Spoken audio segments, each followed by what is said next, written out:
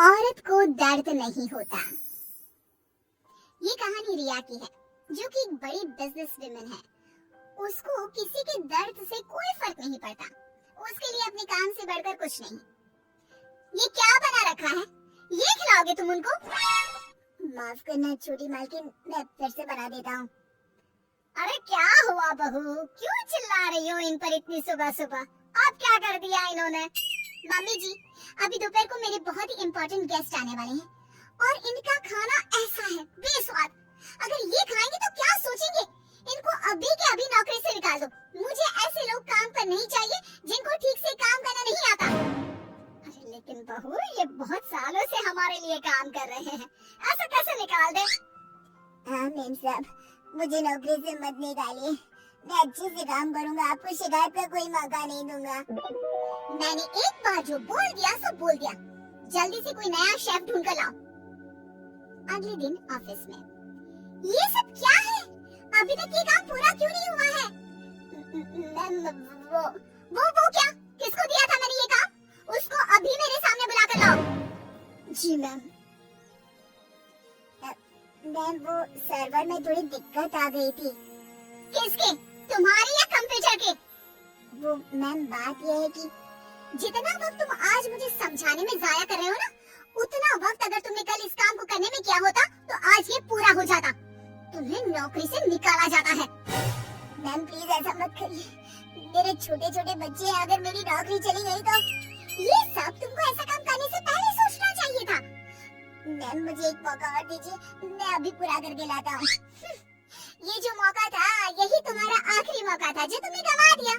मैं और कुछ नहीं सुनना चाहती। मेरी कंपनी में तुम जैसे कामचोरों के लिए कोई जगह नहीं है। तुम्हें इस नौकरी से निकाला जाता है। शाम को घर पर, मैंने सुना आज तुमने फिर किसी को नौकरी से निकाल दिया। अरे हमारी पॉलिसी है ना, हमारी कंपनी लोगों के इमोशंस का भी ध्यान रखती है। इमोशन कुछ नहीं होता, कमजोर होते हैं वो लोग जो ऐसे काम करते हैं। और नौकरी से निकाल दिया तो इसमें कोई नई बात नहीं। जिस तरह घर को साफ करने के लिए गंदगी बाहर फेंकनी पड़ती है, उसी तरह कंपनी को आगे बढ़ाने के लिए यूजलेस लोगों को कंपनी से बाहर निकालना पड़ेगा। तुम लोगों की तुलना गंदगी से कैसे कर सकती हो? जिस स्पीड से तुम लोगों को निकालती हो, मुझे डर है कि किसी दिन कंपनी के सभी लोग ही ना निकल जाए। फिक्र मत करो, ऐसा कभी नहीं होगा। ऐसी बड़ी कंपनी में काम करने के लिए लोग तरसते हैं। जिनको नौकरी लग जाए वो खुशी से पागल हो जाते हैं। तो ऐसी कंपनी कभी खाली हो ही नहीं सकती। वैसे भी मुझे किसी की इमोशन से कोई लेना देना नहीं है। लेकिन बहू, तेरे स्वभाव को देखकर लगता है कि जरूर खाली होगी। अरे बहू, लोगों को दर्द होता है तो ये क्यों नहीं समझ पाती है? मम्मी जी, आप कब आई? आपको क्यों ऐसा लगता है? दर्द कुछ नहीं होता। कम से कम मैंने तो इस दर्द नाम की चिड़िया को कभी फील ही नहीं किया। क्योंकि बहू तो दूसरों की भावनाओं की कदर नहीं करती। दूसरे क्या सोच रहे हैं, क्या कर रहे हैं, वो क्यों नहीं कर पा रहे हैं, किसी की परवाह नहीं करती। ऐसा नहीं होता बहू। तो मम्मी जी, आप कह रही हैं कि मैं दूसरों की पर्सनल कामों के लिए अपना काम रोक दूं और उनसे उनका दुखड़ा सुनूं? हाँ बताओ भी, क्या हुआ? नो वे। नहीं बेटा, मेरा मतलब ये है कि तू बस एक गलती होने पर लोगों को काम से निकाल देती है। ये भी नहीं सोचती कि अगर उसे काम से निकाल दिया तो उसका घर कैसे चलेगा, वो अपने बच्चों की फीस कैसे भरेगा। मम्मी जी, आपका मतलब है वो कितनी भी गलती करे मैं उनको माफ कर दूं और वापस ले आऊं? मम्मी जी, अगर मुझे ऐसा ही करना होता तो मैं कंपनी नहीं खोलती, कोई धर्मशाला खोलती, ताकि जिसका जब मन करे आए और जब मन करे जाए। माँ का वो मतलब नहीं है। माँ बस इतना बोल रही है कि अगर वो गलती करते हैं तो उनको डांट लिया करो, समझा दिया करो। लेकिन नौकरी से निकालना बहुत ज्यादा नहीं हो गया? मम्मी जी, आपको भले ही ऐसा लगता हो, लेकिन मैं इतनी बड़ी कंपनी ऐसे ही नहीं चला रही हूँ। ऐसे बहुत देखे मैंने और मैं ये अच्छी तरह जानती हूँ कि ये कैसे सुधरेंगे। इसलिए आप चिंता मत कीजिए और आप प्लीज मेरे कामों में दखल मत दीजिए। मुझे अच्छी तरह पता है कि मैं क्या कर रही हूँ। एक दिन अचानक से रिया की बेटी की तबीयत बहुत खराब हो जाती है और रिया कंपनी की जरूरी मीटिंग छोड़ देती है। बहू, तू यहाँ क्या कर रही है? तेरी तो बहुत जरूरी मीटिंग थी ना? मम्मी जी, आप ऐसे समय में मीटिंग की बात कैसे कर सकती हैं? और मेरी बेटी कहाँ है? क्या हुआ है उसको? डॉक्टर ने क्या कहा? यूँ अचानक से बेहोश कैसे हो गई? उसका बीपी लो हो गया था, जिसकी वजह से वो चक्कर खाकर गिर पड़ी और उसको थोड़ा बुखार भी है। अच्छा हुआ, कोई ज्यादा घबराने वाली बात नहीं है, मैं तो डर ही गई थी।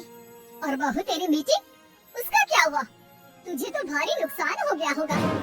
होने दीजिए मम्मी जी, मेरे लिए इस वक्त मेरी बेटी से बढ़कर कुछ भी नहीं है। ऐसी मीटिंग्स तो फिर आती रहेंगी। लेकिन बहू, कुछ दिनों पहले तुमने ही कहा था कि किसी के निजी काम के लिए तुम्हारा काम नहीं रुकेगा, तो फिर ये सब क्या है? मम्मी जी, आपको क्या हो गया है? ये किसी का भी निजी काम नहीं है, ये मेरा अपना निजी काम है। वही तो बहू, जब तुम्हारा काम था तो तुम सब कुछ छोड़कर यहाँ आ गई, और तुम चाहती हो कि दूसरों के घरों में कितनी भी परेशानी दिक्कत आ जाए, वो उसको छोड़कर अपने काम को पहली ड्यूटी समझे। लेकिन वही चीज अगर तुम्हारे साथ हो तो तुम अपनी पहली जिम्मेदारी अपने परिवार की तरफ समझती हो, उसके बाद तुम्हारा काम। ये कैसी नाइंसाफी है? उनके साथ तुम करो तो ठीक और वो करे तो गलत। आप सही कह रही हैं मम्मी जी, मैंने ये बात कभी समझी ही नहीं। आप तो समझ गई ना, अब से उनके साथ कुछ ऐसा मत करना, उनकी भी परेशानी समझने की कोशिश करना। हाँ मम्मी जी, अब मैं सब समझ गई हूँ। मुझे अपनी गलती का एहसास हो गया है। शायद सही कहते हैं लोग, जब तक वही दर्द आप खुद न झेलो तब तक आप दूसरे के दर्द का अनुमान नहीं लगा सकते। मुझे ये देखकर अच्छा लगा बेटा कि तुम्हें बहुत जल्दी अपनी गलती का एहसास हो गया।